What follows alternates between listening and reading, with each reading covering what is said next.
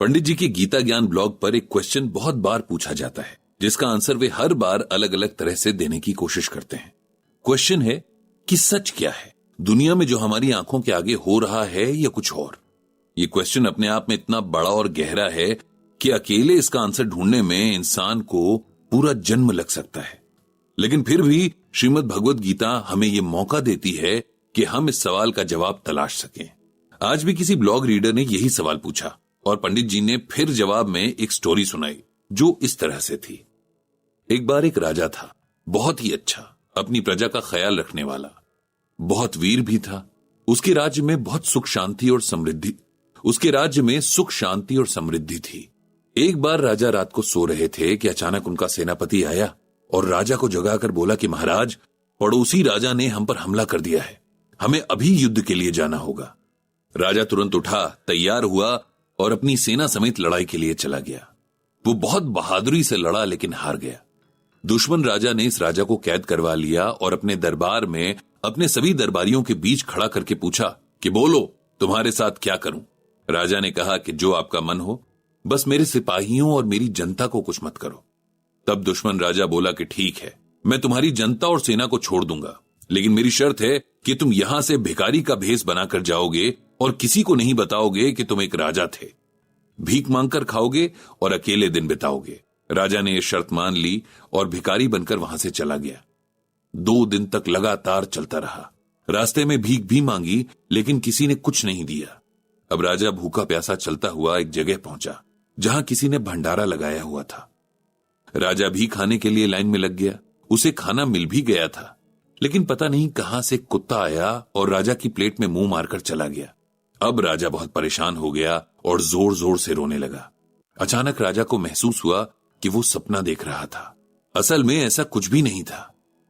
अगली सुबह राजा ने अपने दरबारियों को यह बात बताई और कहा कि उसे अपने इस सपने का मतलब जानना है। इसीलिए जो भी साधु, महात्मा या विद्वान राज्य में हो, उन्हें बुलाया जाए और इस सपने का मतलब पूछा जाए। बहुत सारे विद्वान आए, लेकिन राजा को इस सपने का मतलब समझा नहीं पाए। तब कहीं दूर से एक बहुत बड़े महात्मा आए और राजा ने उन्हें भी अपना सपना सुनाया। राजा ने कहा कि उसे समझ नहीं आ रहा है कि सच क्या है।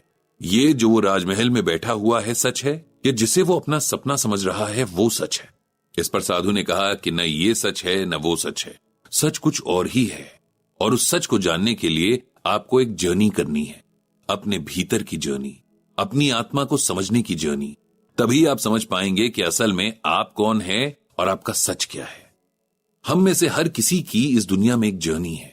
हम सोचते हैं कि बचपन से बुढ़ापे तक और जन्म से मरण तक की जर्नी ही असली जर्नी है, लेकिन हम नहीं जानते कि आत्मा की भी एक जर्नी होती है।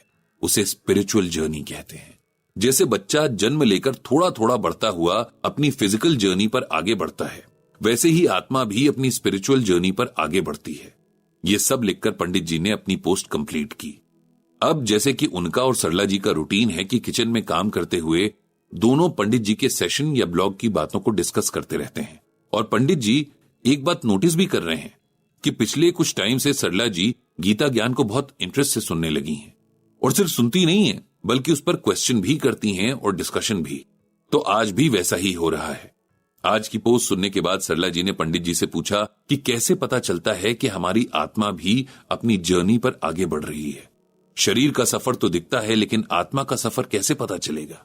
पंडित जी ने कहा कि आपका सवाल एकदम सही है। इसे ऐसे समझिए कि आप कहीं जा रही हैं, एकदम खाली हाथ, हाथों में, सर पर या पीठ पर कोई बोझ नहीं है। ऐसे आप तेज भी चलते हैं और आसपास के नजारे देखकर मन खुश भी होता रहता है। अब थोड़ी दूर चलकर आपके हाथ में कोई बोझ आ गया तो आपकी स्पीड थोड़ा कम हो जाती है, लेकिन फिर भी आप ठीक ठाक चल लेते हैं। अब अगर आपके दूसरे हाथ में भी कोई बोझ आ गया तो आपके लिए चलना मुश्किल हो जाता है, और अगर सर पे भी बोझ आ गया तो फिर तो समझिए कि आपके लिए बैलेंस बनाना भी मुश्किल होता जाएगा। इसी तरह से आत्मा का बोझ भी हम महसूस कर सकते हैं।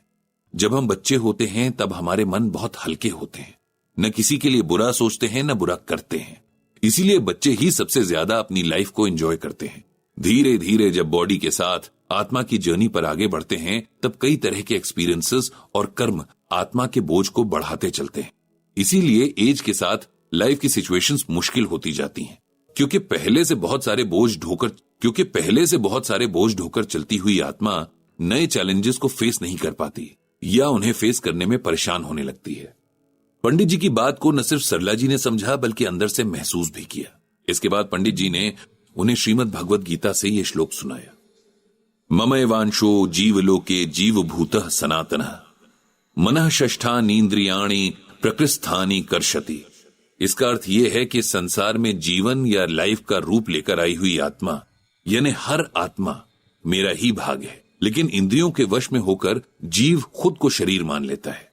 गीता में भगवान श्री कृष्ण कहते हैं कि आत्मा 84 लाख योनियों में ट्रैवल करती है। एक बॉडी मरती है और आत्मा दूसरी में चली जाती है। इस तरह आत्मा का ये जीवन चक्र तब तक चलता रहता है जब तक कि वह मुक्त नहीं हो जाती या उसे मोक्ष नहीं मिल जाता। मोक्ष को सद्गति भी कहते हैं। ये वो कंडीशन है जब आत्मा नाम और मृत्यु के साइकिल से आजाद हो जाती है और उसे नए शरीर में आने जाने से छुटकारा मिल जाता है। हम शरीर और आत्मा में फर्क नहीं कर पाते और आत्मा के जन्म और मौत आदि का इतिहास खोजते हैं। आत्मा शरीर की तरह कभी बूढ़ी नहीं होती, इसीलिए शरीर में एज के अकॉर्डिंग आने वाले चेंजेस का आत्मा पर कोई असर नहीं पड़ता। आत्मा किसी चीज की तरह खराब भी नहीं होती। खुद को समझने के लिए इन बातों को समझना बहुत जरूरी है और ये सब हमें गीता ज्ञान से समझ आ सकता है। इतना कहकर पंडित जी ने भगवान श्री कृष्ण से सबको शांति देने की प्रार्थना की।